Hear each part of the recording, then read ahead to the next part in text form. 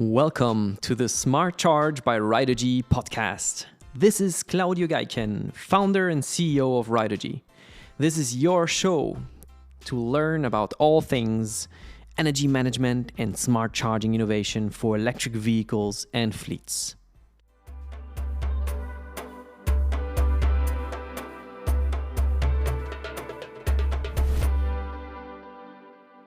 So, hey, Michael, how are you today? Nice that you're here.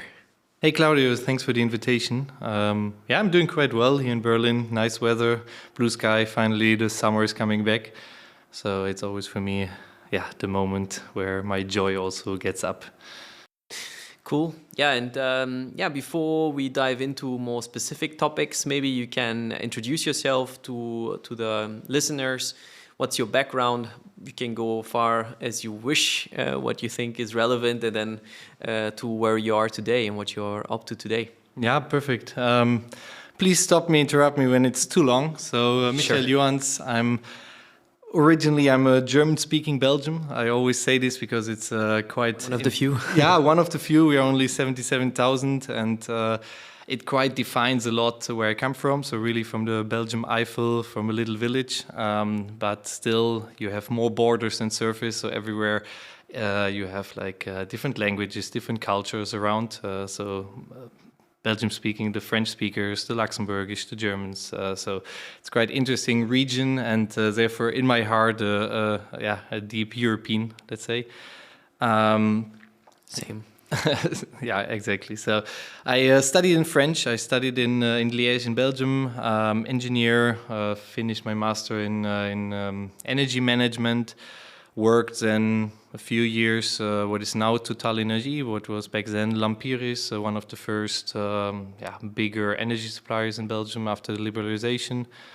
We're number 3 on the market, where I worked a lot with portfolio management, pricing, forecasts. So got really this 15 minutes rhythm in my blood because I had nothing to do with energy markets before. I wanted always to work in renewables and energy transition, but it was completely new for me to get it from a market side of. Which year was that, more or less? That was in 2015.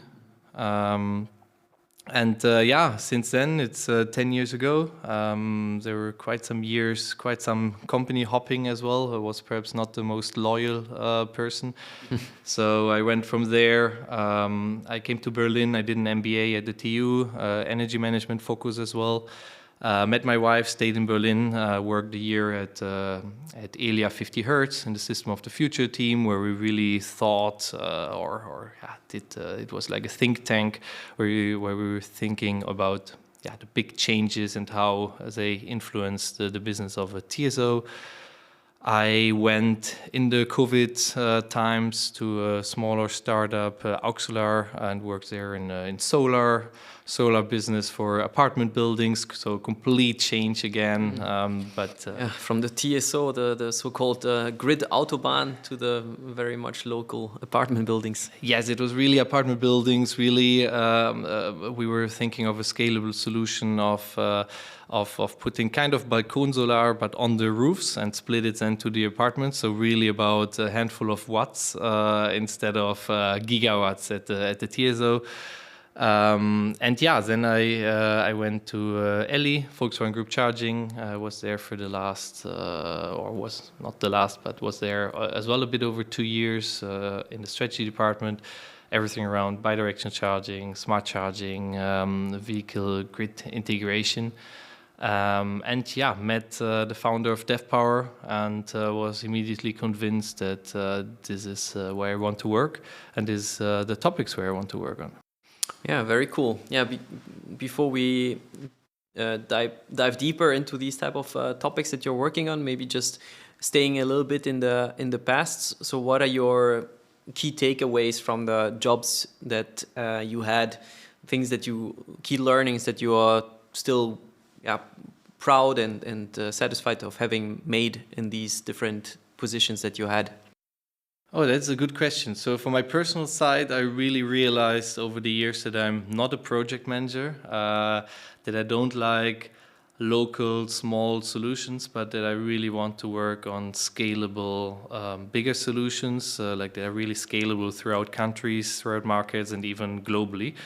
And yeah, most of the times this is only possible with software, where you still have the user contact, but which is fully scalable. And me, not at all coming from the IT, that was really over the years one of the biggest learnings, that I want to work in the software area, and that this is exactly how I think, how I saw as well at all of the companies, where the barriers were between my growth minds, like not the growth mindset is wrong to say, my mindset of creating growing, scalable, exponential business, and the limitations when you are doing project management, which is you need more people for more projects, and you can only, it has a limit to really scale this exponentially.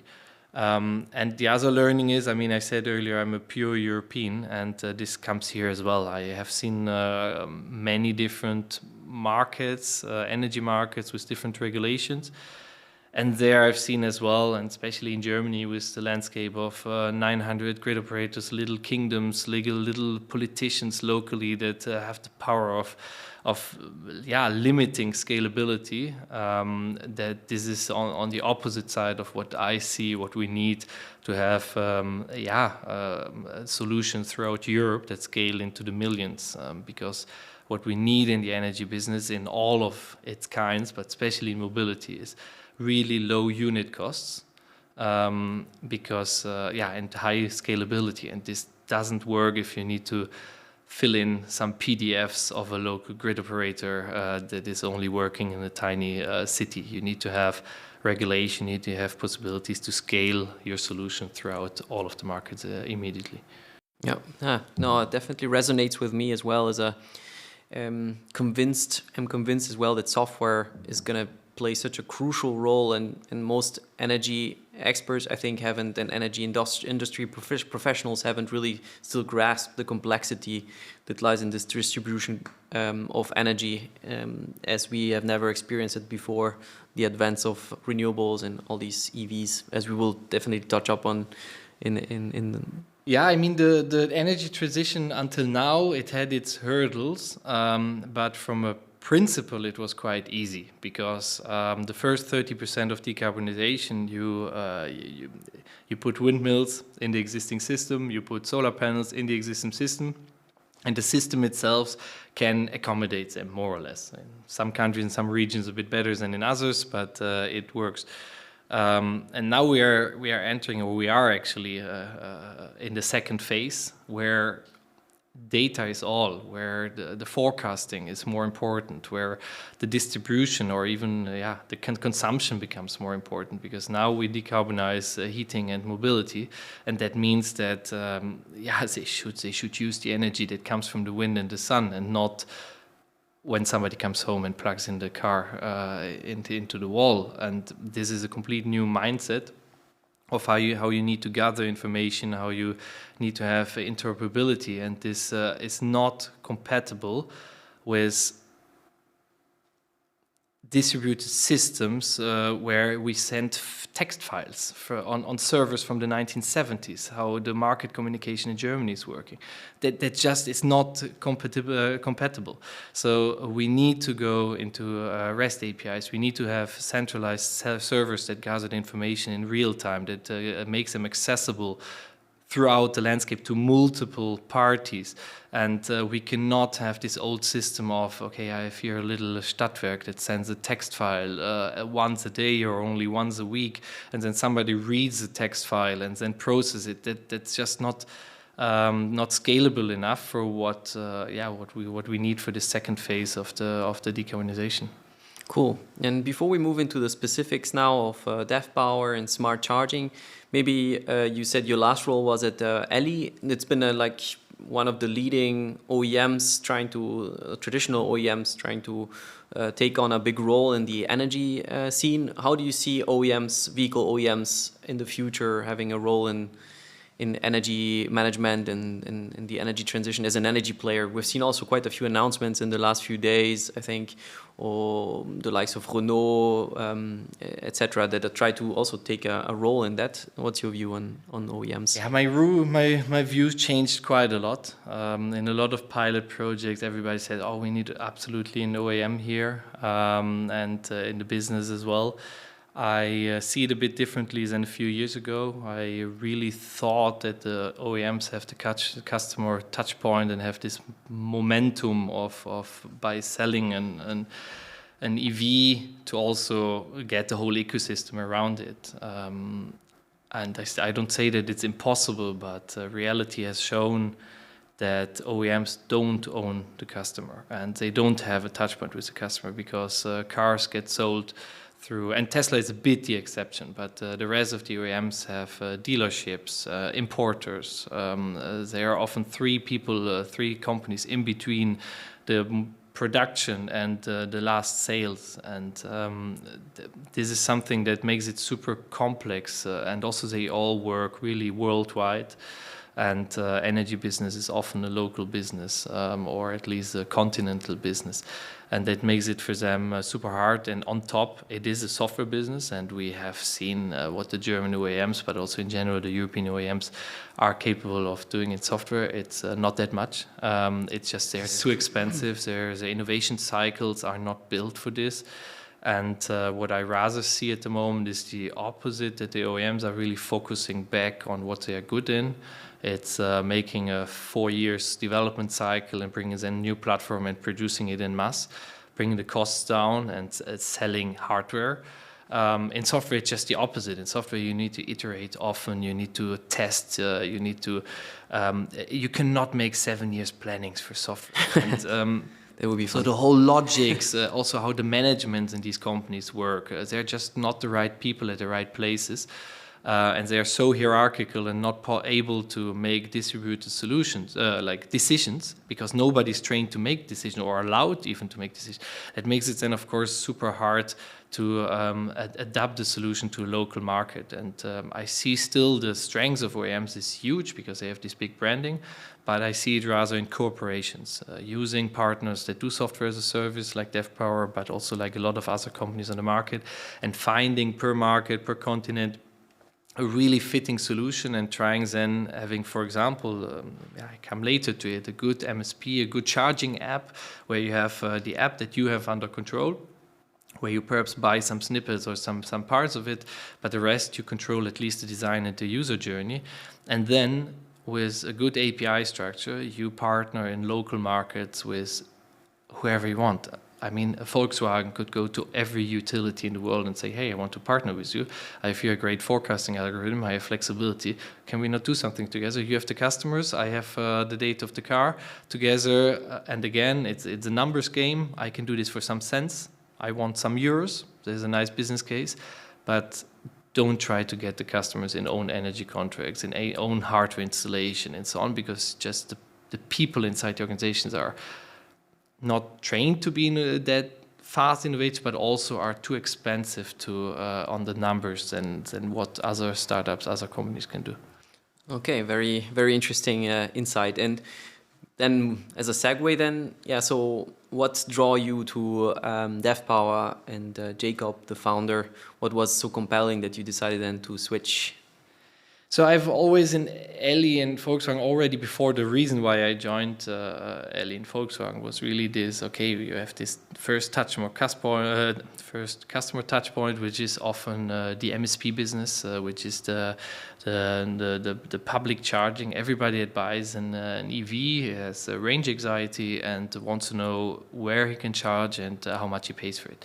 So the MSP business is a really crucial provider of this security, that you know where the charger are, that you navigate to them, that you know how much you will pay, and that you're sure that you have a contact person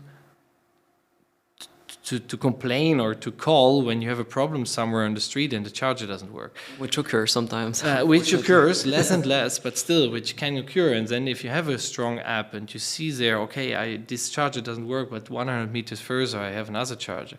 And your MSP has a good CPO rating engine where you know beforehand already it's only 2 stars. So you're a risk-averse person. You go only to the 4 or 5 stars where you're 100% sure they will work. And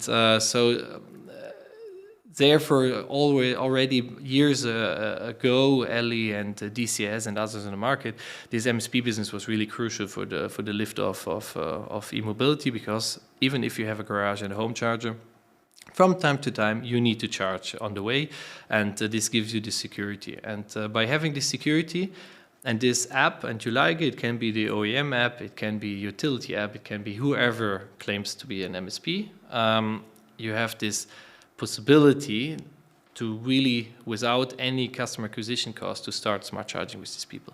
And this was already my vision always at Ellie, to use the MSP of the OEMs, and then building on top this first customer touch point and saying, here's actually a menu, and we can do some peak of peak. We can save you some money at home, some dynamic tariffs, whatever.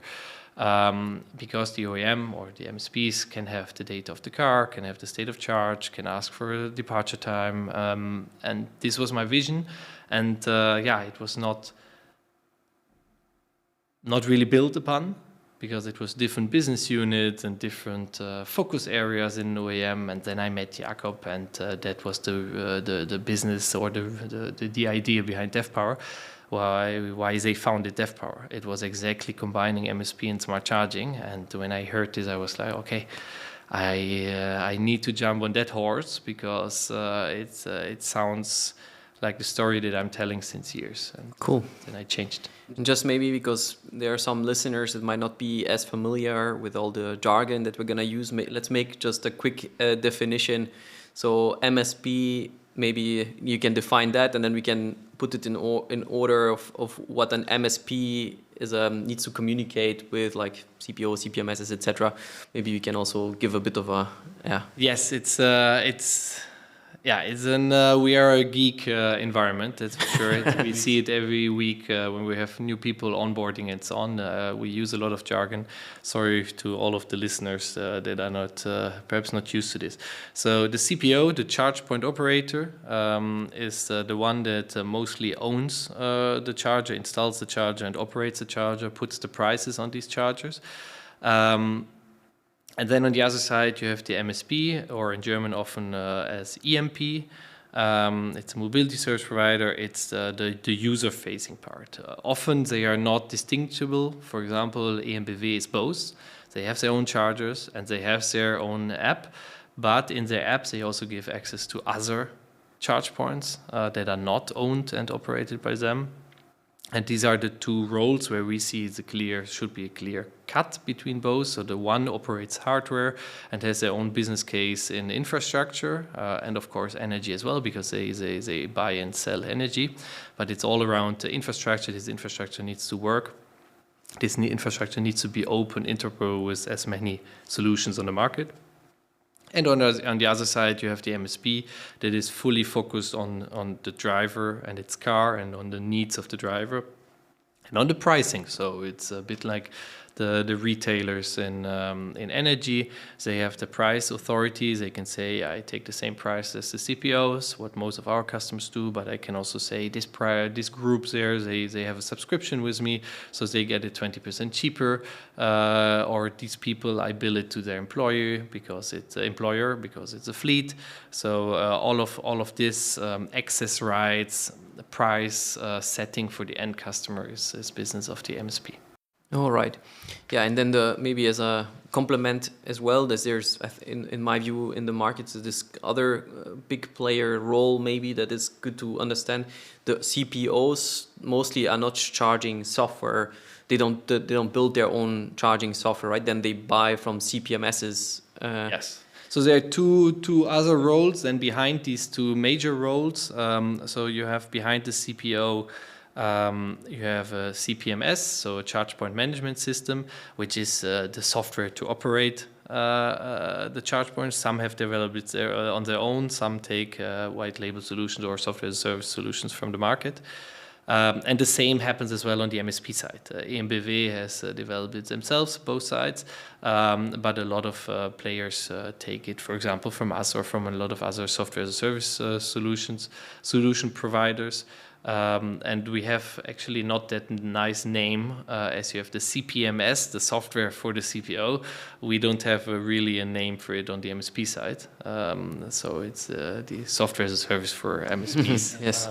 The backend that MSPs use. That is also, maybe you can share what's the unique angle of Deftpower compared to other MSPs, and so to say, that are, if you say, okay, NBW has built their own MSP, and then there's others that have built also their own, or there might be also companies that sell MSP white label apps, I think, as a business model. And what is Deftpower's angle to the whole market? Let's start at the beginning. I think what is really important to understand when you speak about Deftpower is speaking about the founders, because where they came from. Jacob van Zonneveld has founded over 10 years ago Plug Surfing here in Berlin, actually. And he was the first independent, with his colleague, co-founder Adam, the first independent roamers. So they were not OEMs, they were not connected to the cars, they were not connected to the charger, and they wanted to get their place in the business. So, free electron. Yes, so they opened up a lot of roaming agreements, a lot of closed systems opened up for them, and they were the first one on the market saying like, no, we have the customer, but we don't have the car, we don't sell the car, and we don't have the infrastructure. We want just access to this infrastructure, which is really a mindset of interoperability, that every charging card should work everywhere and should be invoiceable. And on the other side was Mark Dix, that was back then CIO at Allego, which was kind of the first CPO that was thinking really purely from an infrastructure business and not from the user experience with it. Like user experience, of course, at the chargers, but not the user necessarily following up the user, billing the users, and having the users. So they wanted to have an infrastructure business and opening up for roaming. And so these two came together after a lot of years of experience and founded Deftpower, with the vision of creating the biggest virtual EV battery on the market. Based of this principle that the MSP is the one that and MSP in all of its forms. I come later who our customers are or what sort of customer, but that the MSP will hold the customer touch point, and that smart charging and optimization should only be done with the clear consent and the clear guidelines of the user, because the flexibility is owned by the user and not by the hardware provider of the charge point. And that was a complete different vision until now. I think we are the only party on the market that combines these two business models of smart charging MSP, that think them in that regard. So that's one of the major differentiation to the others, and also that we came a bit later. So through their experience, we have now the advantage of having, I think, one of the most advanced platforms in that regard. And what is clear, and there I think we are as well the only ones, we have never, like from the start, we are only software as a service. That means we have no own drivers on our platform. We don't have own fleets as customers. Our customers have the complete ownership of the business case. They can set the pricing. They own the data of the users and not us. And this is a bit distinctive to most other MSP software players on the market. They are mostly in competition with their own customers, and they are often the business provider. So on the invoice at the end stands this software provider and not the entity that actually gives the brand. For example, in Volkswagen, on the Skoda brand stands Volkswagen Group Charging and not Skoda.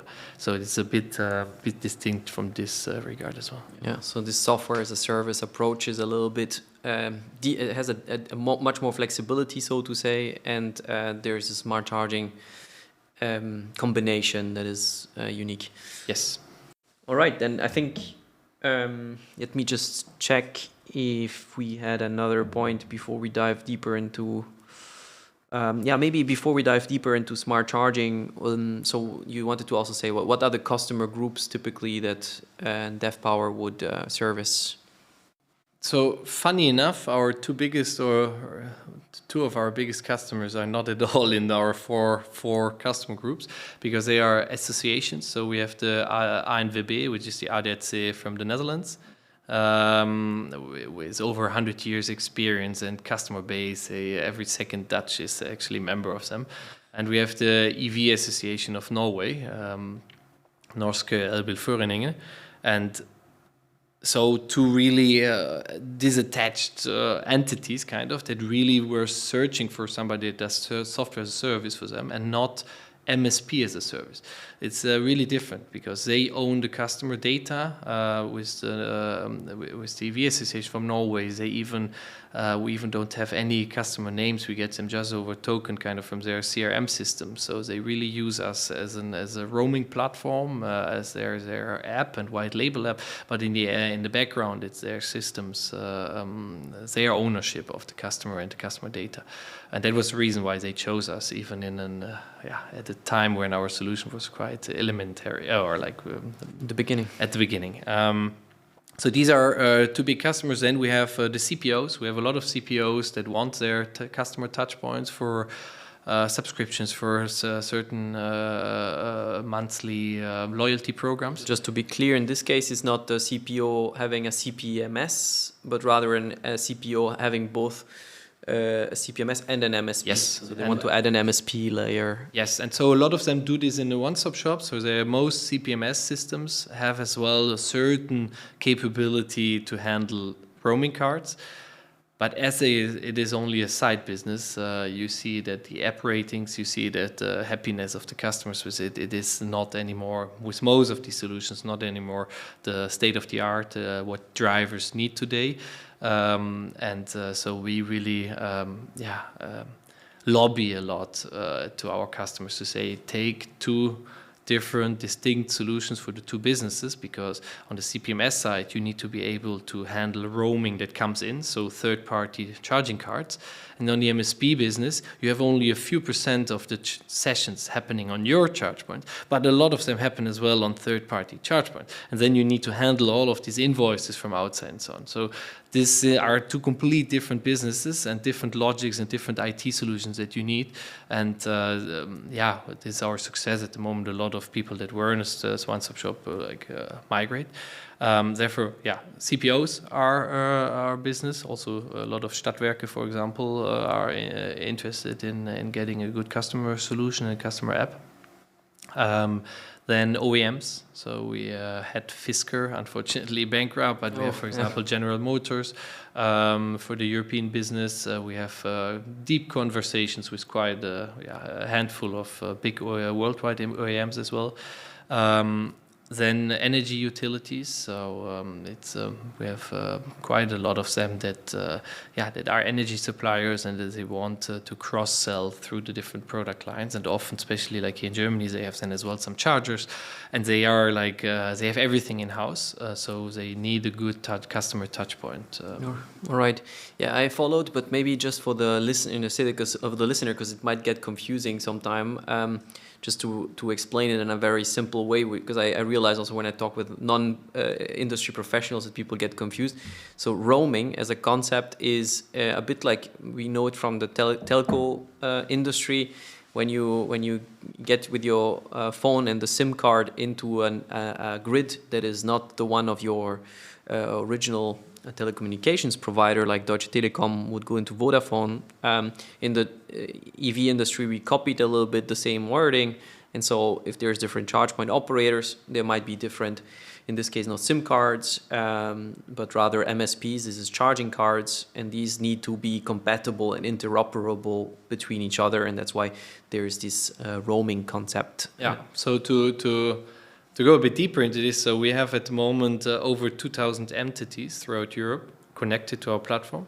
with over 900,000 charge points. So some of them have only a few, some of them have 50,000, but there are over 2,000 entities where we are technically connected. These charge point operators. So yeah, the charge point operators, some have then, let's say, it's the same company, but with 3 entities in different markets, for example.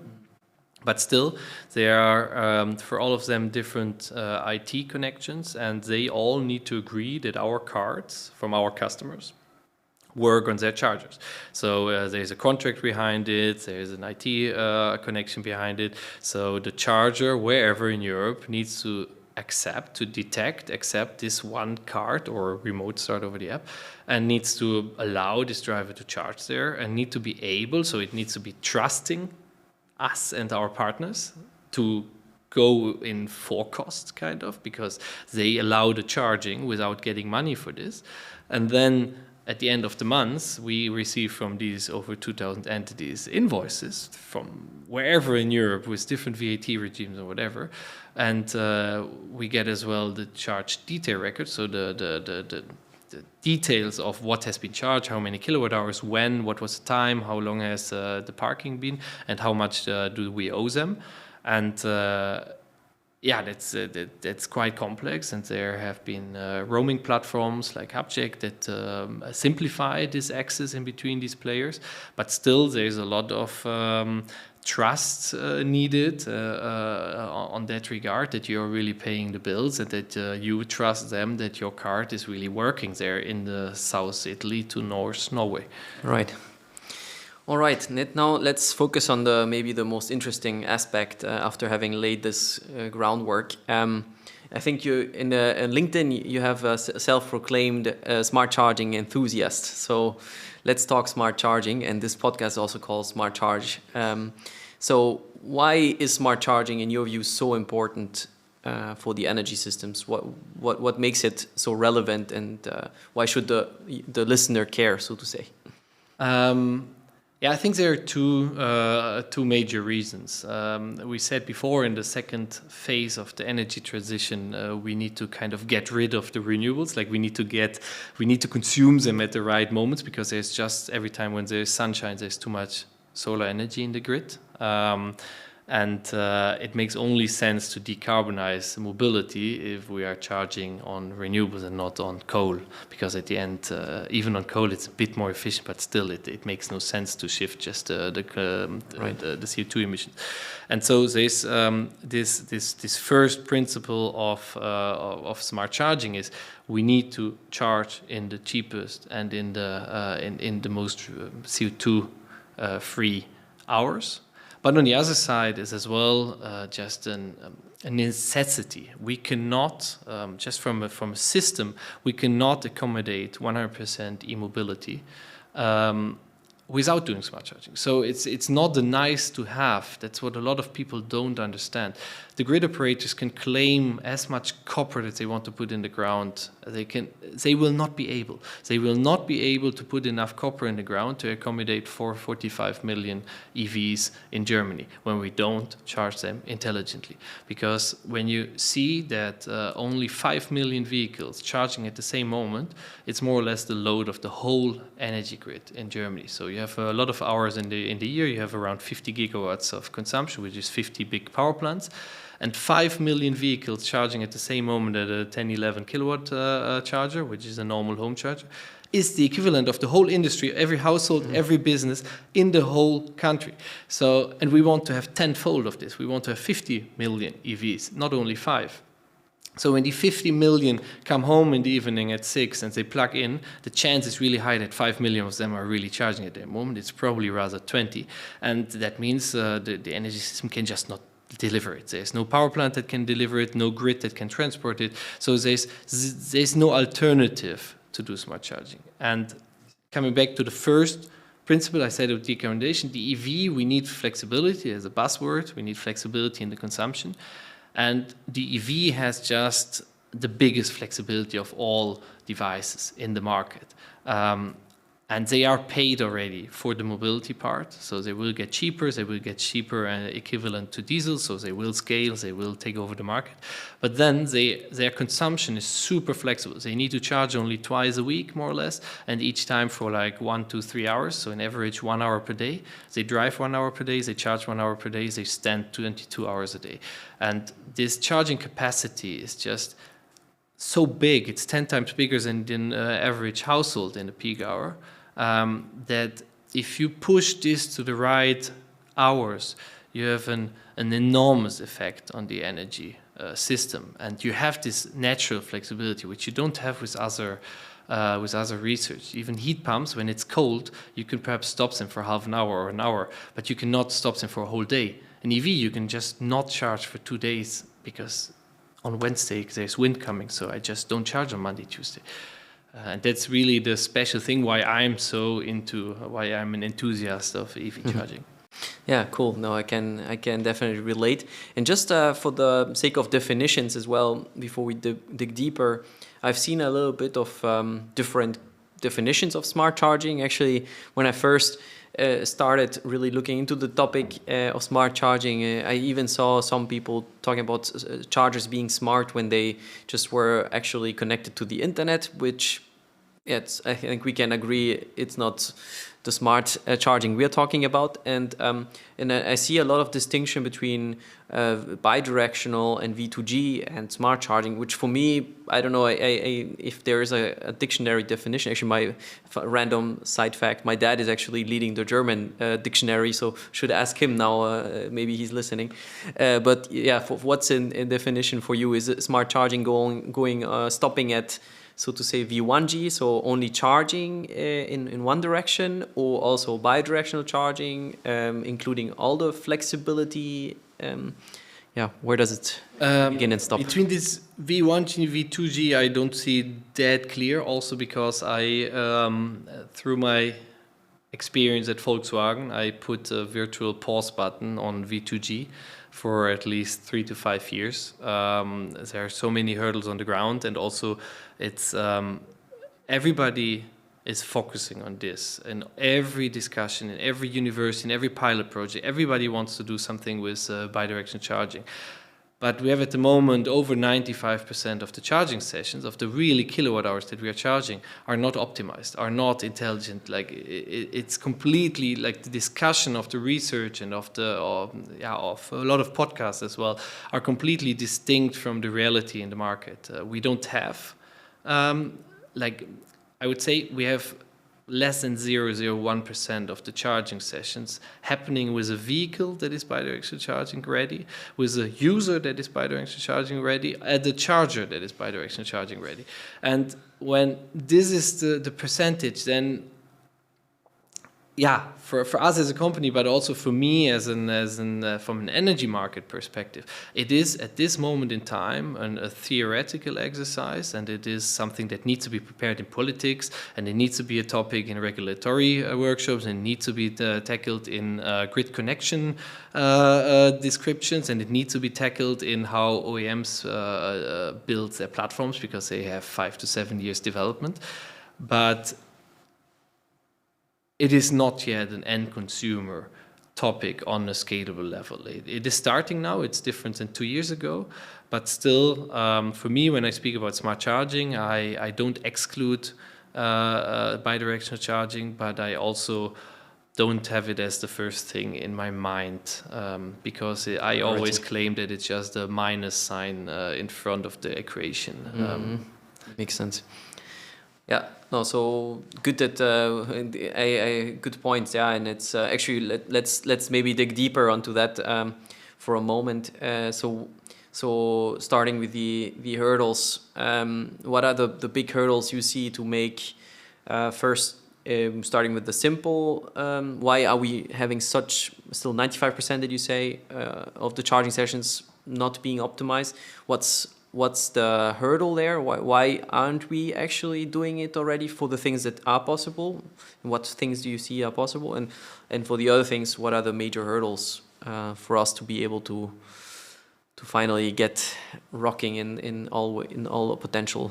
I think it's a natural evolution. So it was the last 10 years, everybody was focused on bringing cars on the market. They were early adopters that had range anxiety. We had only 50, 80 kilometers of range, so they were not really alltagstauglich in German. And so there were a lot of hurdles everywhere just to get it going.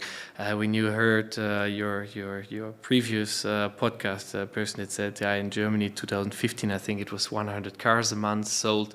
Now we are at what was it, 20,000, I think, 30,000 or something. So it's just we are now really into the mass markets. The fleet accepted. In other markets like Belgium, Netherlands, and Denmark, we see in the last 3 years that we went from 10-15% market share to now nearly 50% market share. Right. So it's really, we are there in the mass market, and therefore it was normal that in the past vehicle grid integration was stopping at the charging works. So my charging card at this charger, I plug in and the car detects the charger and the electrons flow.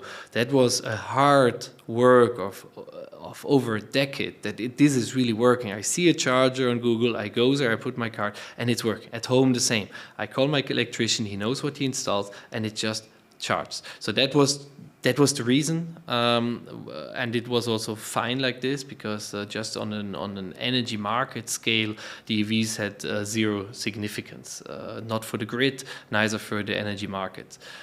This is now changing. This is changing. As I said, when you go into the millions in the European system, this is changing, and we have.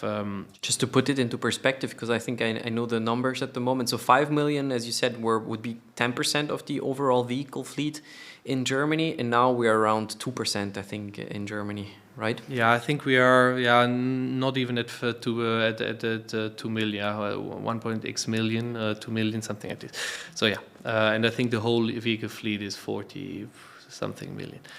We have something to do. In Norway, we see new sold cars are nearly 100%, and in the fleet as well over 20% or 30 even. They surpassed now the diesel cars. Petrol is still a bit ahead, but it's really changing every year with an average lifetime of 8 to 10 years. That will change directly, and we see in Norway now in our discussions, one of our biggest customers, that they are now in the second phase. And in a lot of countries comes as well on top that you need to have to optimize, you need to have an incentive. And most optimizations nowadays are just, I want to consume my own electricity, self-autarky, whatever. But this is not a good incentive, because it should be always, okay, what does the system need, not what is your little household optimizing on. And for this, we have a principle in Deftpower that we optimize only on monetary systems, so only when the driver saves money, or we can give him rewards for what they are doing. And so the smart charging becomes now more relevant for the market, and what we need to find is price incentives. Price incentives. And in Germany, it's just not possible. When I got hired, my boss said, forget Germany for the next 3 years. And it has the reason because here are no smart meters. When you're not smart metering, and when you have 950 grid operators that are lobbying every week in the BDAV to not go further because it's a cash cow, there's a grid operations without doing it in an intelligent way. It's a little effort for a lot of returns. And they did this for the last 50 years. So Germany is just on that point, what would be the difference for the grid operators? Why do you think they lobby so much against smart meters? So first of all, because all of these text files, service and servers and so on are just, they need to change it at one point, the whole market communication. Also, digital meters are more complex to install, more complex. You need to school your people. You need, as a Messstellenbetreiber, you need to have the IT infrastructure, the IT security and everything around, which 950 can just not handle. So there, in these 950, perhaps 5 that can handle it. And even an E.ON is struggling enormously with doing it. Also because the regulation is completely absurd in Germany, completely apart from what is logical. I wish the last 3 years that somebody would have just said, okay, here every let's say a smart meter gateway supplier, here's €1 million or €5 million, and we now for your losses, and now we start again, and we just take whatever system other countries are using, without without secure channels, without whatever. We need 15-minute measurements, best even minute measurements, but we need these values, because without these values we cannot create market signals. We cannot create price signals. When public chargers in Germany, even when there are over 100,000 kilowatt hours going through, they are on SLPs, so on synthetic load profiles. They get measured once a year, and all of the imbalance, all of the risk of having at 6 o'clock in the hardest, most expensive hours, nobody feels it, because it is put in an Ausgleichsbilanzkreis and then socialized on the grid fees, which is the only country in Europe that does it that way. So there's no incentive for the whole chain to optimize something in it, neither at home nor in public, because there's no price incentive. Because at the end, when you have no measurement over 15 minutes, it doesn't make a difference if I charge at 6 or at 9. Because at the end, it's just the same measurement end of the year that gets collected. Right, just maybe to explain, because I followed, but some people that are not so familiar might not have followed the last point you made. So the way the electricity grid works is that you need to, as a consumer or producer of electricity, you need to nominate, that's the jargon, but it really means that you predict and say how much you will consume and you will produce in a particular time period normally. And if this is meant to keep the stability of 50 hertz, so that the production and consumption needs to be always equal at the same time in electricity. That's the precondition from the physics.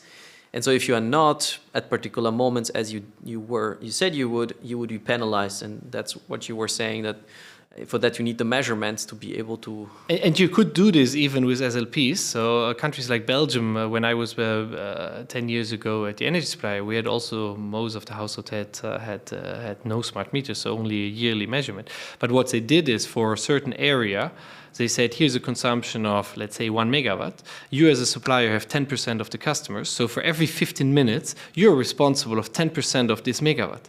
So that means you still need a good forecasting. You still need a good procurement, even in intraday. And you get hit by imbalance prices if you did something wrong. And the same for solar. You have X% of the solar in that area, of that grid area. So you get X% as well of the imbalance that is created by this. And in Germany, the system is, okay, the grid operator takes it off. Every day they say, this is the synthetic load profile, this is the nomination. Everybody simply follows it. And everything that deviates from it is taken over by the system. And this is, of course, giving zero incentive. You can be in Germany a supplier with 5 people. So with 5 people, you can handle the whole operations of an energy supplier, which shouldn't be the case. You should have a portfolio management, and you should have really intraday optimization. You don't need it. And this, of course, comes to an end that you have zero price signals.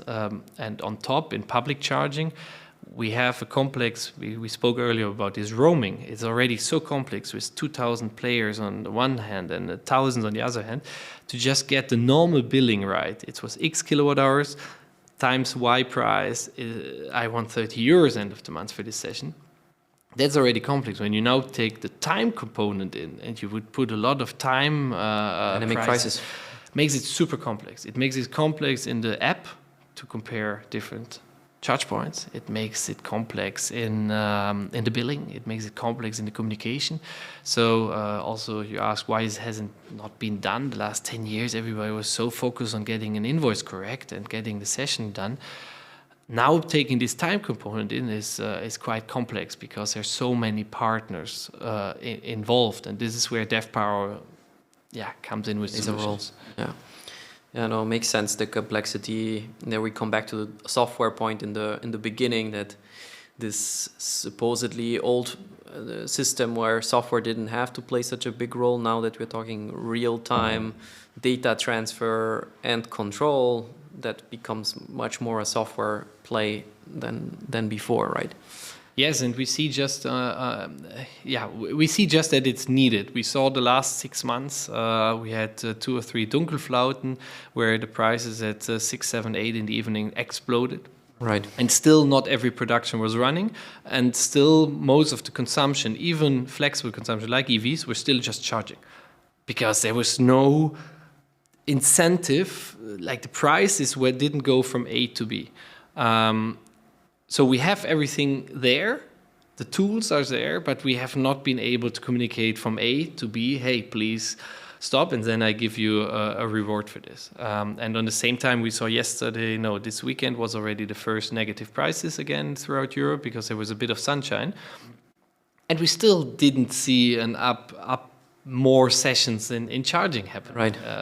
So that's the problem that we need to solve. So considering what you just said, that Germany is a little bit of a tricky market because of the lack of smart meters and the DSOs being so many and some other reasons. So what's your pragmatic approach now to make things happen today? So first of all, working in other countries as well. I think it sounds stupid, but it's really the best learning curve. Do it with the willing, the coalition of the willing, how they called it. So go throughout Europe in markets. We always follow the EVs. So in general, we are stronger in countries like the Netherlands, Belgium, and Norway, where the EV market is just fully in the mass market, more mature. People have tested Not the UK? for years. Unfortunately, not yet fully. So we will. We are connected there and so on, but we haven't had big customers yet. We have 1 or 2 going live, but it's not something. Yeah, unfortunately, not yet. It's a market to look in because the UK, I think, is the most advanced market in flexibility, in the regulation, in the willingness to take risks and no local utilities with power. So it's a perfect combination actually to do smart charging. Yeah, no, as far as I know as well, the UK from an energy system flexibility standpoint is quite mature. And and you have the UK, the English people, Anglo-Saxon people in general focus more on the soup instead of the hair in the soup. And how do you mean that in this context? We in Europe, and especially in Germany, often first need to go through every edge case and every potential problem, and all of them needs to be first solved in theory, then through practical trials, and then we go live with a solution. And in between is a decade. And the UK has just this ability to say, to listen to the market, and it's really interesting how the regulator works there. For example, now in December they launched again this crazy concept where we lobby already since years that flexibility providers can themselves access directly the intraday markets, the energy markets, and even without any collaboration with the supplier of this side, they can trade and they can optimize. And this is something really revolutionary. Sounds like it, yeah. And we speak about it since years, and they just implemented it. They did some trials, they did listenings, and it took, I think, now 2-3 years, and it's live, it's running. And they are just faster and more risk embracing, because they see, okay, we have a problem. This problem needs to be solved, and here's a solution. Let's do it. Instead of being too technology open, and which means at the end, okay, we do whatever we have done in the past. They really embrace, okay, new solution. Okay, let's go. Yeah. This pragmatism. I hear you. It's pragmatism. Yes, that's a good word. For innovation is crucial in the startups. Yeah, and also we need to. We need to see always, okay, what effect do we have now and what do we have in 10, 15 years? And we cannot wait with our solutions until the problem escalates. So now it's a possibility actually to create a regulation, to let it just run. Some people are happy, some people are unhappy. You see the results, okay, what is really the financial effect? Because in theory, on an Excel sheet, a lot of people can claim there are a lot of problems. But then in reality, you see, okay, what is actually, are people cheating? This whole ink deck gaming discussion and so on. Let us do it as long as the assets are still not that many. Let us try it. put then a second regulation, 2.0, with some penalties, and put then 3.0 with another adaptation. But then we learn way more than if some professors do some calculations based on theory. And this is a bit our approach here to change the regulation, and also in the EU, of course. But I see the English are there just pragmatics. They run. Interesting. But not only the English. I think you also mentioned earlier the Dutch. Yes, the Dutch are a bit more, a bit less than the English, and yeah, here it is a bit more difficult. Let's say. Yeah, I don't know if you follow the Chinese market, because it's a lot on my mind lately. And I mean, they are also known for China speed. Do you follow at all what's happening there, and especially to smart charging? No, especially to smart charging, not. So in general, I follow, as one follows Chinese politics and the effect of the world, and especially with regards on renewables and car productions and battery science advances and stuff like this. But unfortunately, not in the charging business. I've never really got deep into it. It's a pity. Yeah. Okay. Yeah. Then. Just a lot of people are confused in terms of the energy system, grids and markets. Maybe just a quick ante-explainer, and then following the question is, so there's the production of energy and then the demand of energy on the other hand that make up the markets, and so there's market pricing then based on like economics 101, where it's a result of demand and production. So when there's lots of renewables, that's what we were talking earlier, prices are usually low in markets or even negative, which is a phenomenon we will not maybe go deeper into for now, but and then vice versa. Then there's the grids side of the equation, which kind of, if you take the metaphor of water, you have how much water can flow into these pipes, and then in the same analogy, electricity cannot flow endlessly into these pipes. So there is a natural constraint based on the copper cables that are there. So as Michael said earlier, we either have the option of expanding these cables or deciding how to best utilize these cables in time. Now, this is a prelude. So there is opportunities in this arbitrage of electricity prices in the energy markets that can be captured with smart charging, and then there's reduced grid fees from these grid operators, and then I think every market is a bit, and every country has a slightly different flavor of it. But in Europe, luckily, at least in the markets, not the grids, it's quite harmonized. Now with this being the setting the scene. So what's the your approach now of, is it better to go through the energy markets first and then going to the grids, or is it country by country? Like the Netherlands, I know, is very constrained by electricity grids, so that might be more attractive to focus on that area. How do you view these values? From a business streams? Or from a regulatory point of view? Yeah, first from a business, and then maybe you can say what regulatory barriers, if there are any. So from a business, I would say the easiest is always focusing on the energy markets if you have smart meters and real allocation and real balancing. Because you have clear responsibilities that are there, clear rules and immediate benefits. Because it's two independent systems. There's the measurement of a household or a site or whatever that anyways works for how the system works to bill. And on the other side, you have the optimization. And when you optimize, immediately the procurement costs will lower. So you have immediate effect of somebody that profits from it. And therefore, the whole system is easier because you don't need to communicate to somebody. You don't need to integrate. You can just say, okay, I optimize for you. Here, it's your savings. Give me a chunk of this. Whereas on the grid part, of course, they are regulated businesses, and they are just not allowed to give me money. So they need to have the regulation on place to pay people that give them flexibility, which in most countries is not the case. So most grid operators in most countries only get money if they build new stuff. And then they have X years where they get X% of it, which is ridiculous, because then they say, of course, I need to build more stuff, because that's how they get more money. And if you don't have smart meters and sensors in the system, you even don't know if you need more, because you don't know how the utilization of it is. And you can just claim, I need more. You put in the easiest places where more cables and you get more money. And there is a lot of money. There are billions and billions and billions in this system. I mean, at the moment, it's ridiculous. We go into over 10 cents per kilowatt hour of grid fees. That's a lot of money. That's more money than the energy value of it. And so what we claim and what we lobby for, but as a business, of course, not the first attractive market, because there's so much regulation, so many rules, so many stuff until you can access this. And in a lot of countries, it's just not there. Like in Germany, there is no DSO, like distribution system operator, money that you could collect.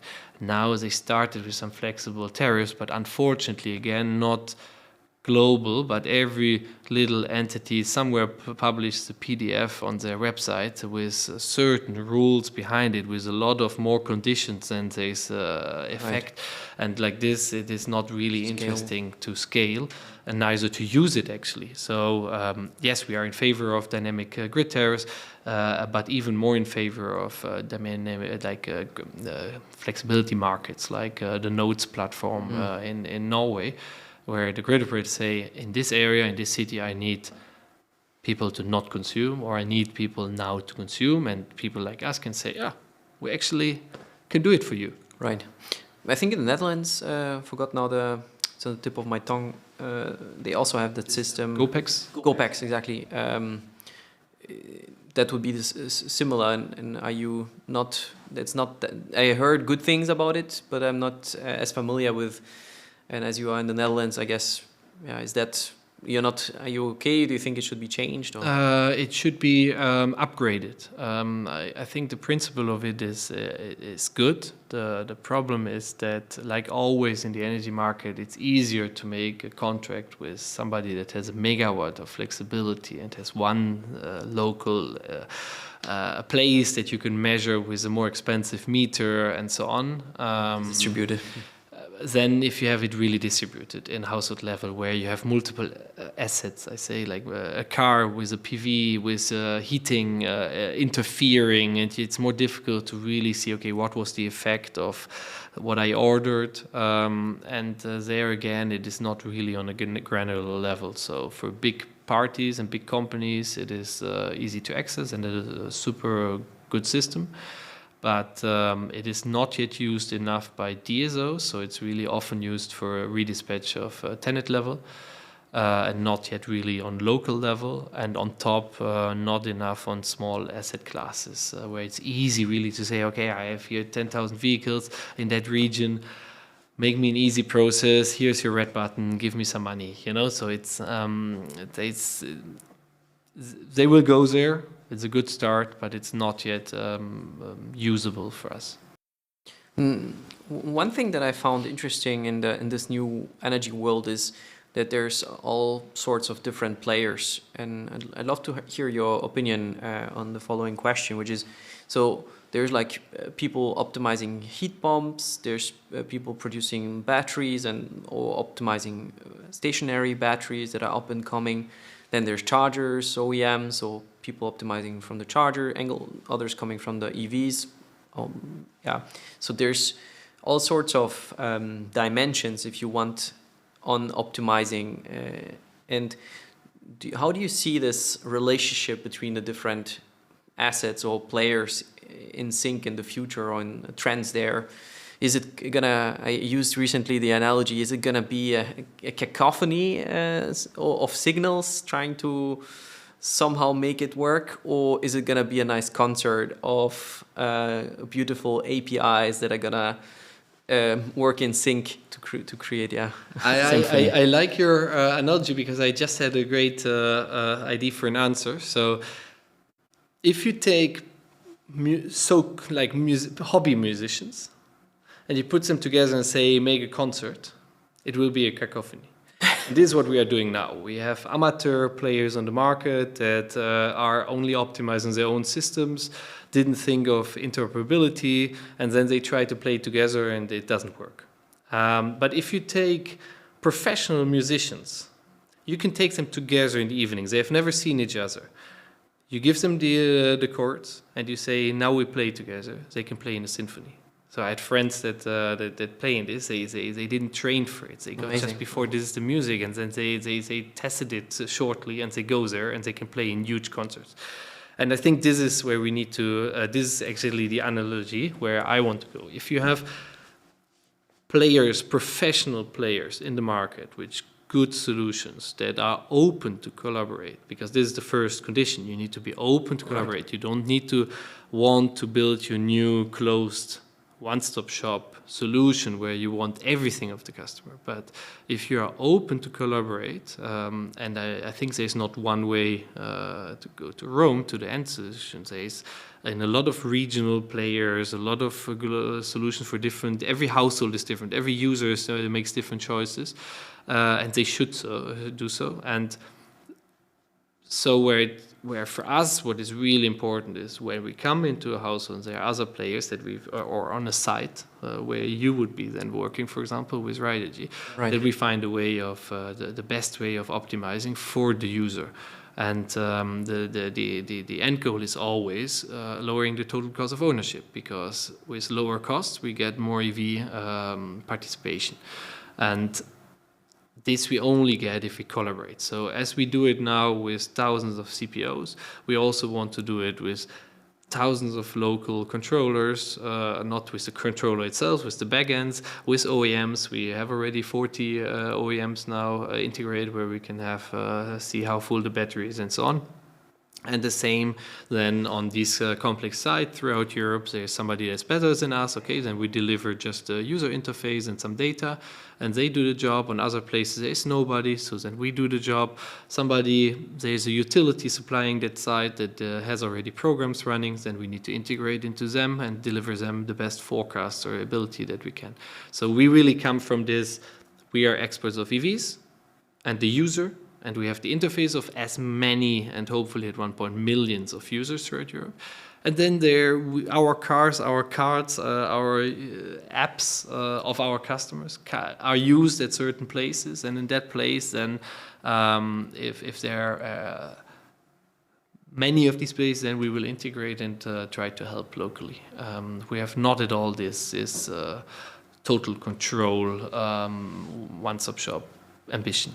Yeah. No, that resonates with me. Yesterday I listened to a podcast as well from the founder of 1,5, and I feel it's a bit more closed approach is not the way forward. And I mean, I would be happy when Philip calls us and wants as well a good charging solution for the street, because I think they have a great branding.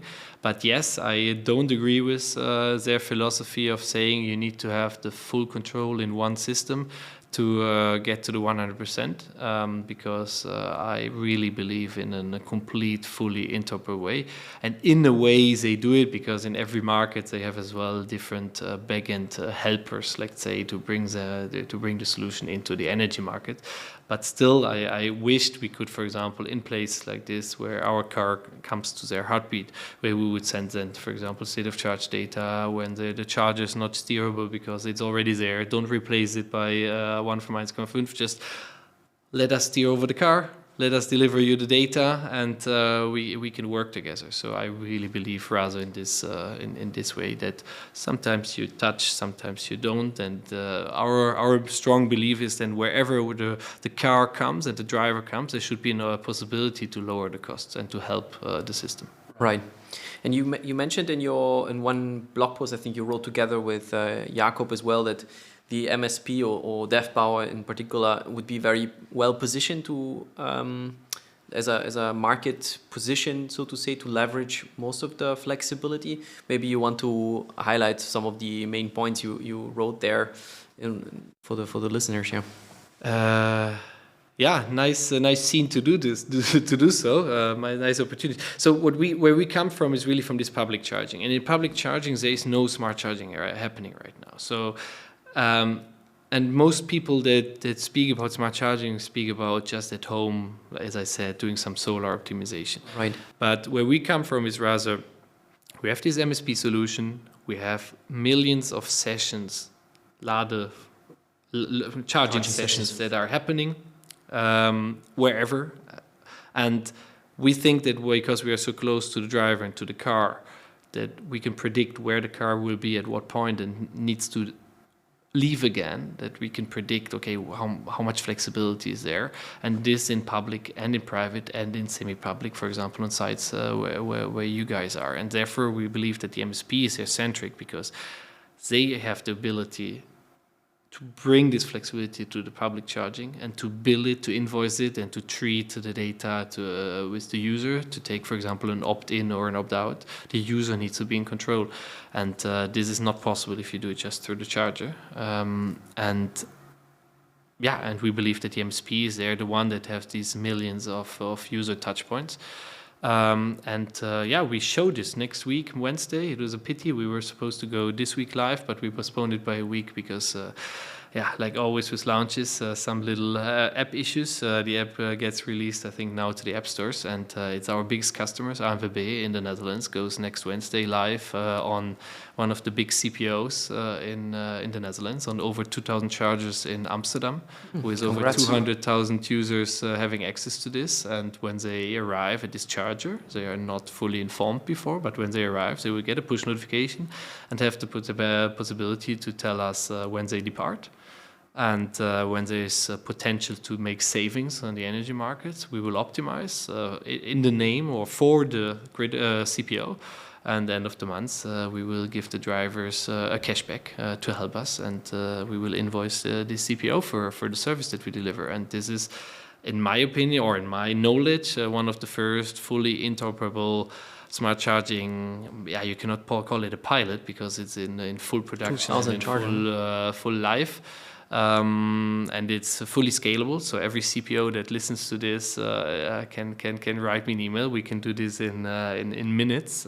We can put your charger as well in the program, and then we can optimize the sessions on these chargers. And this is something where we really strongly believe, and hopefully at one point we are able to optimize, 50, 60, 70% of the sessions that a user does in whatever environment, with every time different partners that are locally the best ones to save money. That sounds very cool. Yeah, I'm excited to then see the results and then maybe have another recording to learn more. It would be nice. The big press release will come, or the press action will be the 27th, so it will take, we make a silent launch. Well, now it's not that silent anymore, now I said it. But the big official launch is on the 27th, that it gets announced in the press, and we hope that a lot of CPOs, starting in the Netherlands, but hopefully as well beyond, will join our path and will believe in this interoperable smart charging ecosystem.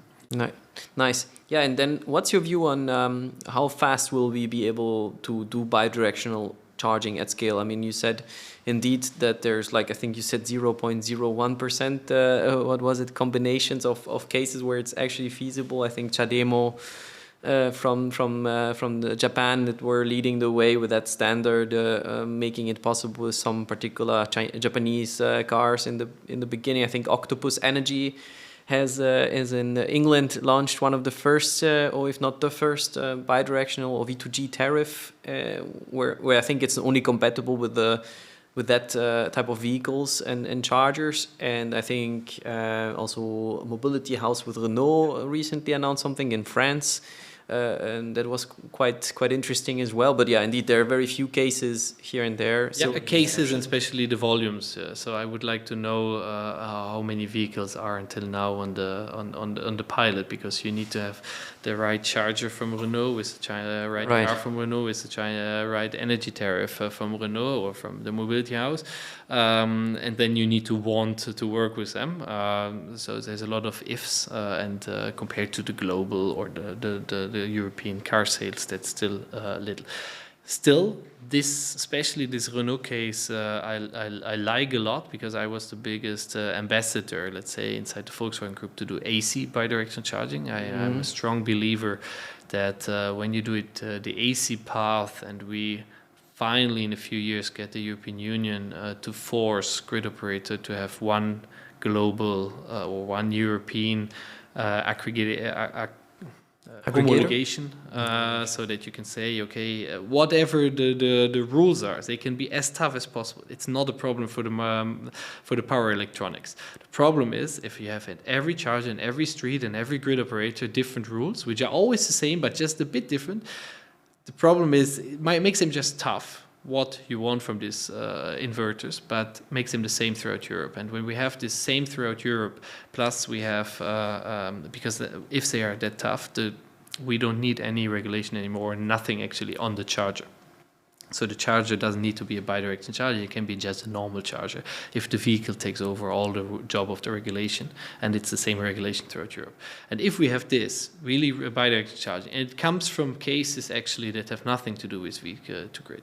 It's really cool to clean your car with a vacuum cleaner in your plug, or you have your laptop charging at a plug. So it comes really from this. You saw it last year or 2 years ago. Ford was making an advertisement of the F-150 only about barbecues. Good ad. It had nothing to do with the car actually. So I really believe in this vehicle-to-home emergency power. In a lot of countries, I really believe in this vehicle-to-load thing, and people are willing to pay 200 euros more for a vehicle if you have a plug inside. It's really cool to have 50 kilowatt hours or 100 kilowatt hours. It's for you can have a whole festival with this for a whole weekend, and like the people in the Aaltal would have been happy when they would have had for these 3 months or 2 months without electricity, a car standing. I mean, not the people that had no houses anymore, but all the people around that had no electricity for weeks. For them, having a 70, 80 kilowatt hour battery in the house and just plugging in your lamps and so on would have been a super big effect. So I really believe from that effect comes that the cost is taken over. And when the regulation is there and the cost is taken over, you have this exactly what we do with smart charging. You have a free asset, and then we can concentrate on the first cases. I don't believe on the short term on the full arbitrage business, because the OEMs have a huge battery quality problem, and the problem is not that they lifetime guarantee. Yes, it's the guarantee. It's not the problem that they cannot build them, but you have always these 4 points.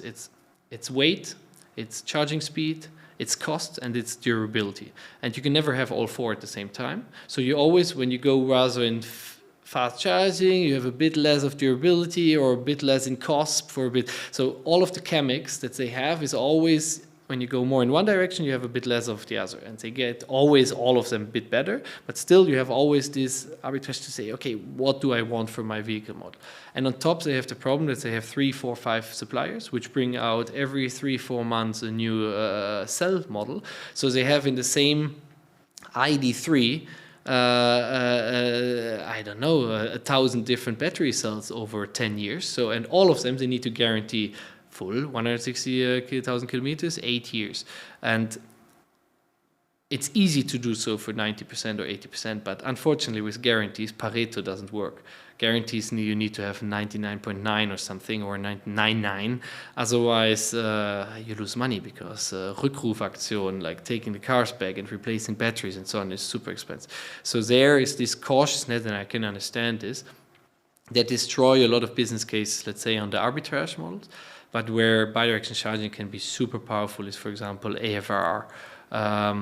It says, for example, helping grid operators. For the people that are not deep in the market, you can sell capacity of your, like the possibility of getting activated to grid operator, and you get paid for not doing anything. So you get paid for just being available.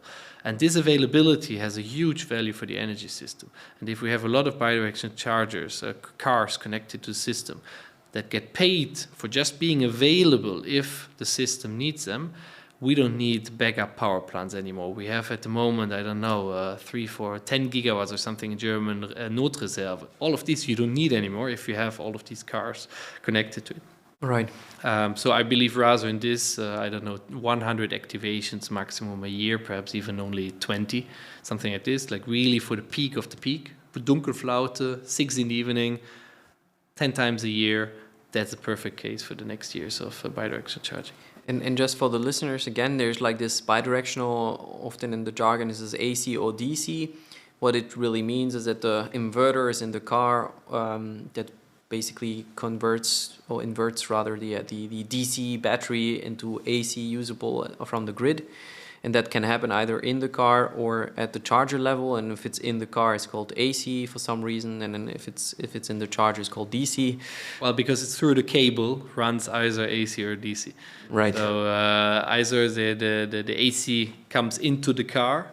What you do with slow chargers, you have always in the car. And this is also the reason why I really believe it should be in the car. Because you have already power electronics.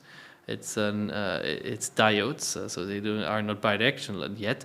But still, you have already this onboard charger. It costs something like 300 euros. And for making it bidirectional, it costs something like 350 euros. So the costs on top are really not that big. The problem is when you need to make this decision, of course, for 30 million cars on the platform, that becomes significant, these 50 euros, and car manufacturers are calculating on the cents per screw because it's really every little cost times X million times, it's big. But still, if you pay the 30, 50, 80 euros, whatever it is, in your onboard charger through as a business model, like vehicle to load, like emergency power, and you have it inside, then you have nearly no additional cost anymore in the chain, and you have this. People like us could just access it through digital solutions. The problem is if you do it the DC road, yes, you have zero additional cost in the car, just some software developments, they have done it, so it works. They have no additional cost anymore. But then you need a quite expensive wall box. And a charger, an AC charger, is nothing more like a plug with a bit of security and software in it. So it's a little microchip with a certain... It's a plug. But a DC is completely different. It's more like a solar inverter, but in complex. Solar inverter is way easier to build, or, well, you have certain other aspects, but in vehicle you have this, you need to disconnect the vehicle from the... And it makes it directly, because you don't get into the units, it's more expensive. The same hardware that costs in the car 300 to 500 euros costs you 3,000 to 5,000 euros, because you don't have the volumes. And on top, what is not to forget is you need special people again to install them. Electricians are super expensive. Grid operators want different certificates, which is the process super expensive. So for me, it's really crucial which side we go to. I know China goes a completely different way. They even don't have an onboard charger in a lot of cars. They go completely DC. That's another situation when you go down that road.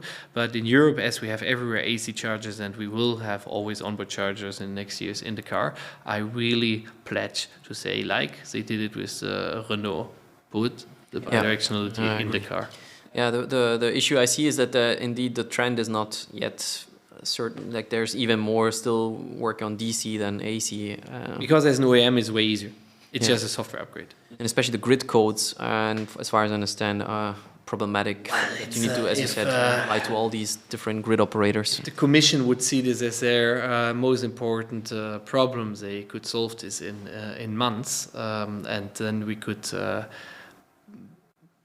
backwards looking, we could, with a software upgrade, do it through all the chargers. You know, when the physical charger that is built now in the car has the capabilities of going with the most severe grid code on the European market, which is not way more cost than a lower capability, because they are in microseconds they can or milliseconds they can react. It's far enough for everything that the grid needs. So if you have the physical built-in in the car there, then even when the regulation comes only in 3 years, you do a software upgrade, and then it's interoperable throughout Europe. But when you go the DC way, you have still always this expensive, you have nothing in the car, so then you have this expensive charger, and you need to hope that the user pays so much money. But there is no business case. I haven't seen a business case really on a paper that says, okay, I build now 5,000 euros bidirectional charger, and I have for vehicle to create a positive business case. And there's still also the hurdle software-wise, ISO 15118-20, that's the standard communication protocol between chargers and vehicles, right? For being able to use then, should we have then the AC setup that we just discussed, this also is a requirement for bidirectional charging, right? Well, it's a requirement because we want to make it a requirement. If we wouldn't have different grid connection codes and we would just say this is the European grid connection code, and this car is in Europe because they are just different cars with, for security reasons. Cars are different in Europe, in America, and in China. So you know that a car is in Europe. It's produced for the European market. So you could hard code in this car, this is the European grid code. And as soon as you get connected to the grid, this is what you need to follow. So then in this, when we would put the regulation in that way, we would not need any communication in this ISO 15118, which combines how is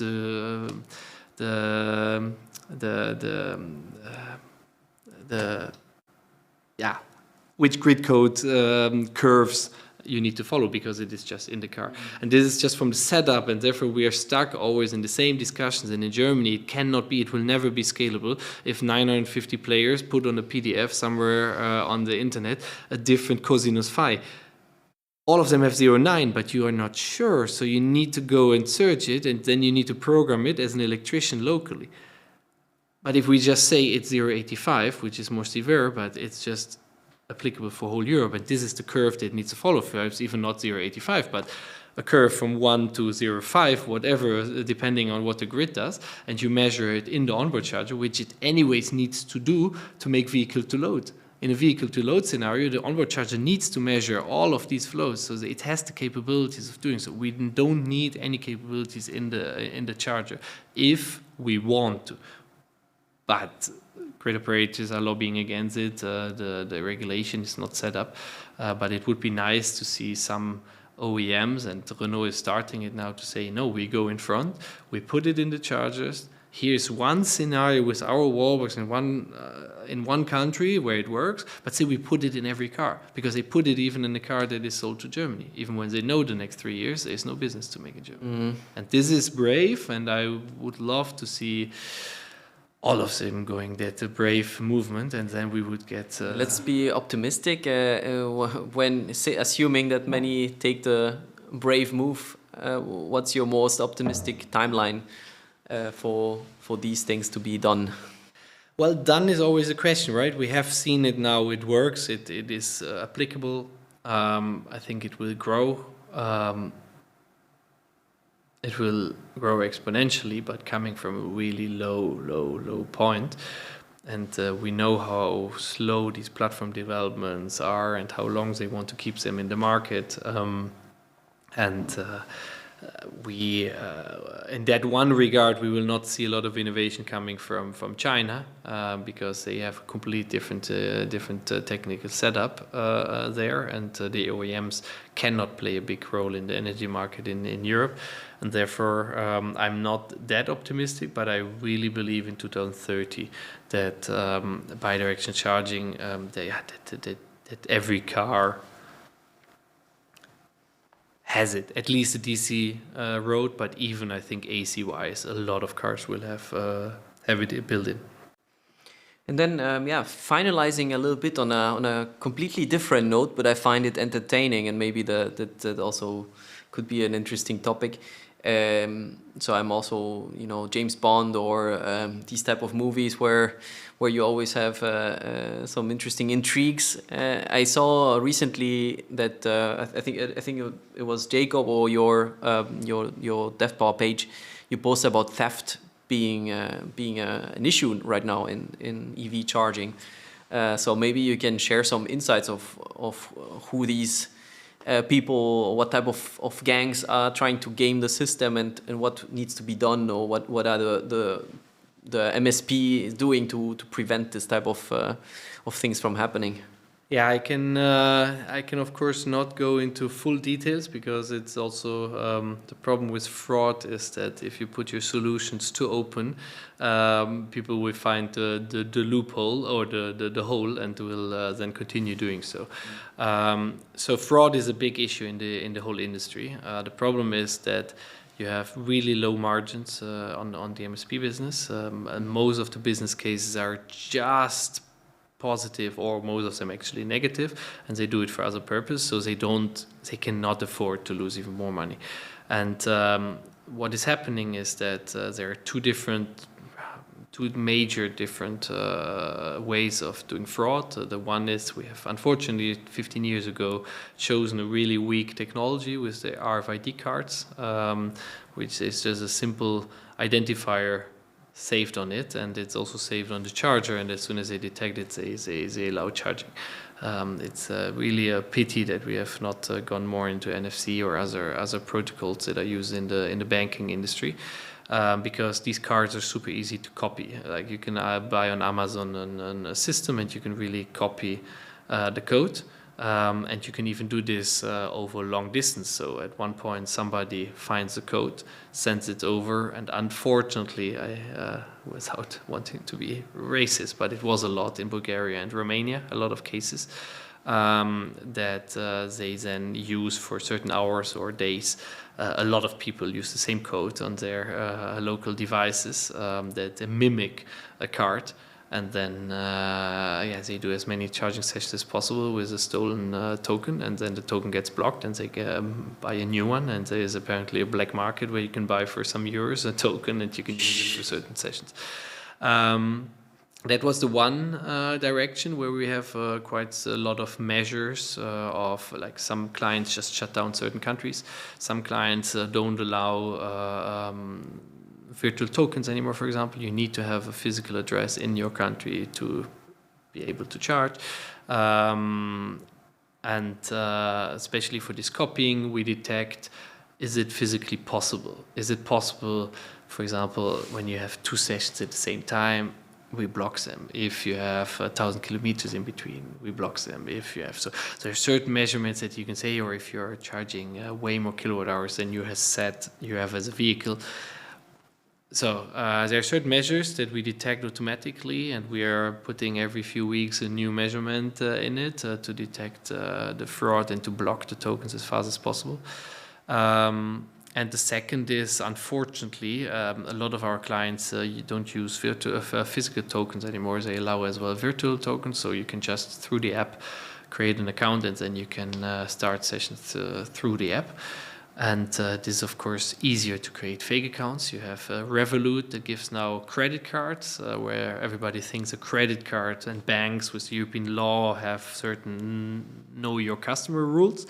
But apparently with 5 clicks, you can have now a virtual credit card on the Revolut. And you can use this virtual credit card to create a virtual user on an MSP, and you start with a virtual token, a session. And you put €1 on this account, and so the whole know your customer or whatever first checks work, because it is an official account, but there's just no money in. And then you do some sessions, and when you have a lot of MSPs, they charge only once a month. You have done €1,000 of charging, and then the account is not there, and you create a new account. So this is the second kind of big fraud issue. Where we go now way more, like a lot of customers go now with pre-authorization, taking at the beginning for the first X sessions, blocking 50 years on your account. Then they realize, okay, it is not there. But we still, as the industry is quite immature, we have still a lot of chargers, for example, with physical tokens that are saved locally on the charger, the huge token list, and then they accept the charging, and they send only a day later, they send us, there was a charging session. So we don't know about it, so we cannot block it. So of course, then we can send to all of them, please don't allow this token anymore, but still, it could be that then already a future. So we have these both places. We have legacy systems, quite a lot of them, but also we have groups, apparently organized groups that really choose the weakest. And for us as a platform, it's of course they always search the lowest resistance. Like fraud always goes to the weak players, and there are a lot of weak players in this industry. So what we need to ensure as a platform is that our customers are not the weakest player, and that somebody else is weaker, and that they go to this. It has a double positive effect. Our customers don't have fraud, but also our competitors, customers search for new solutions. I know it's bad, but it's how the market works. And we want to stand apart in collaboration, really close collaboration with our clients to solve these fraud issues. But it must be said as well, like in every business, there is a certain percentage of unpaid bills. I think even if you have the best customers, you have always some people that you need to do some debt collections and some process and some reminders. But it's not real fraud. It's more like unpaid bills. But this, what we just spoke about, is especially in 2024, it erased throughout the whole industry.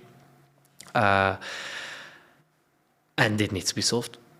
Yeah, no, good that you're tackling that, and quite challenging times. And then lastly, to end on a positive note, there's a lot of challenges, also macro challenges. See the US, where strangely, the electric mobility is being attacked, if you want, from the very high ups there.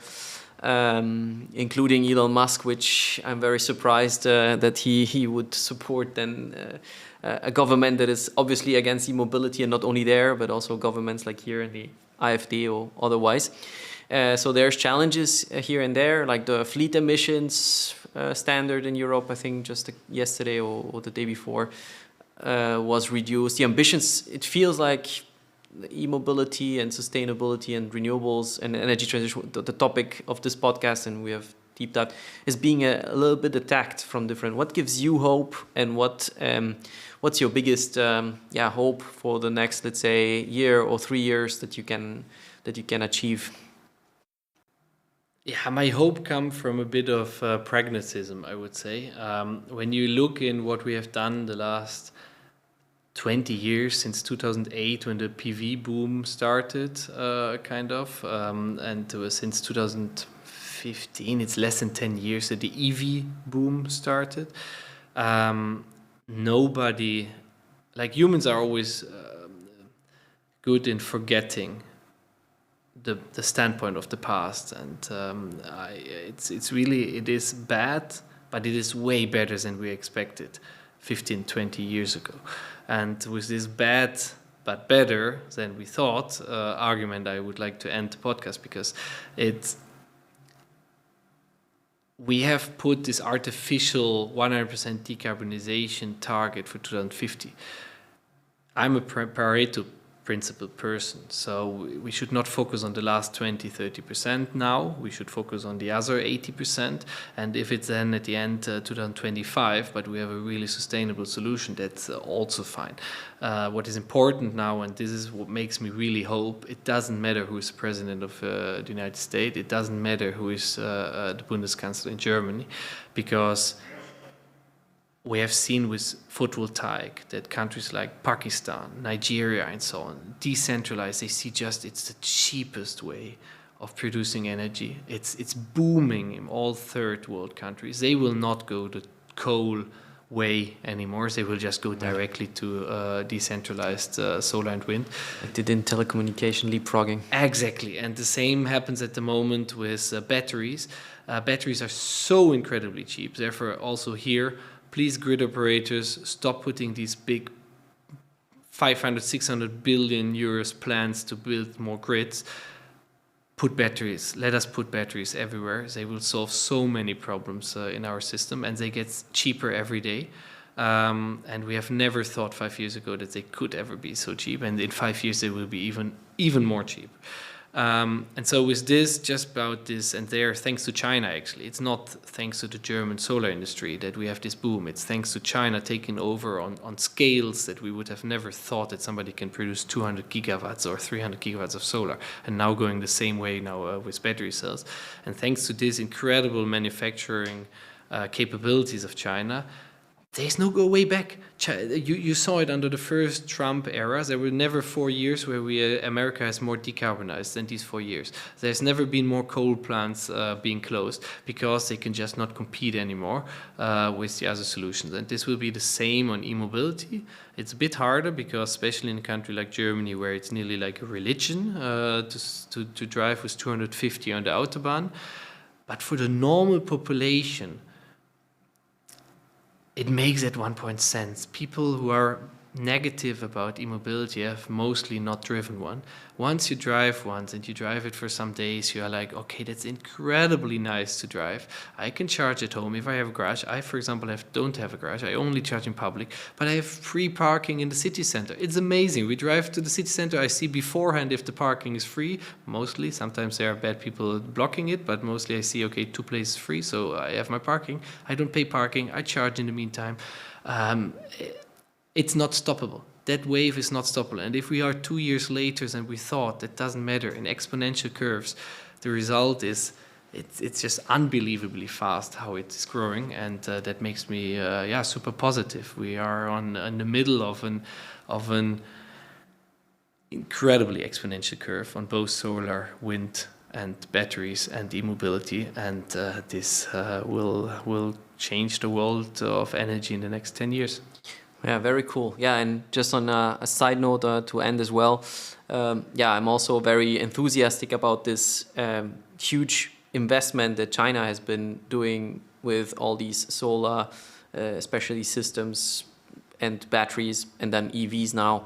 And instead of criticizing that all the time and saying, okay, why are they investing so much in the technologies and we have to compete against this big investment, let's also invest in doubling down on the effort here in Europe.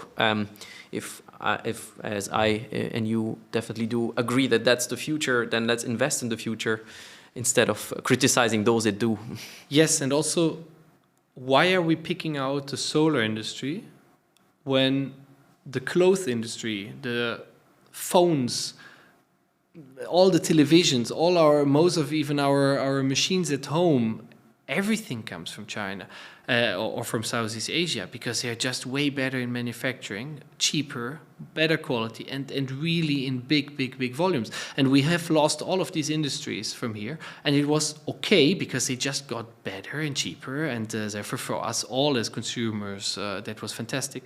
But then and we import 100% of our oil, and nowadays all of the hard coal as well, and all of the gas.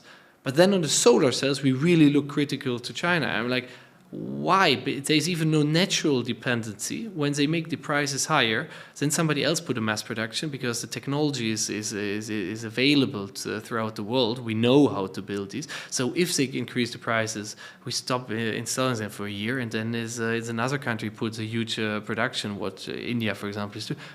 And then we still have it. It's not that they sit on rare earths, for example, whereas there's a problem. But in solar manufacturing, they bring the costs so down. They are competing with each other.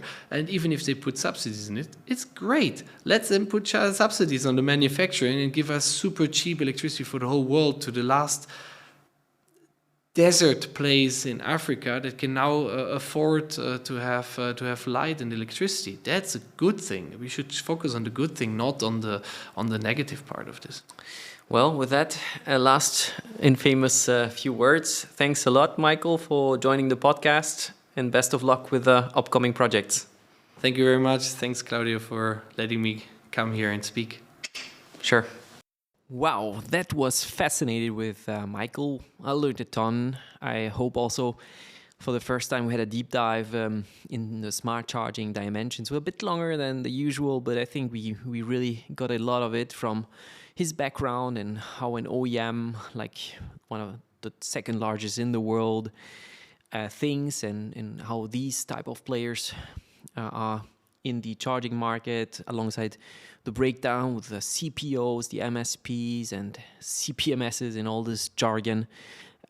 We covered a lot of ground to understand as well the differences between different countries and opportunities today and in the future, especially in bi-directional charging, considering grid codes, technological differences, and then all the way as well to practical examples and what makes Deftpower unique.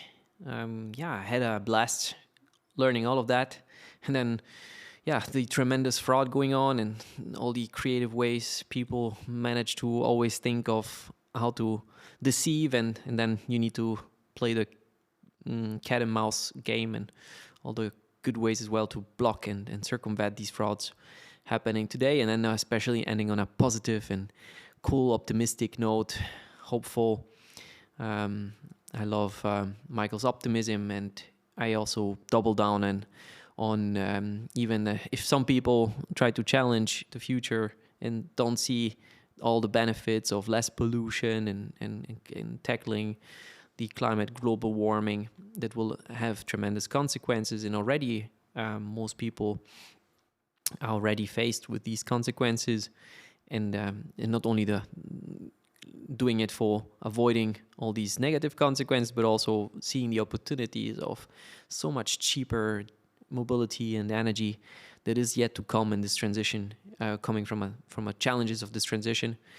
Getting there will be amazing, and this is we're in the middle of it, and let's remember all that we have achieved already, and the best is yet to come. And on that note, stay tuned for the next episode, and thanks for listening.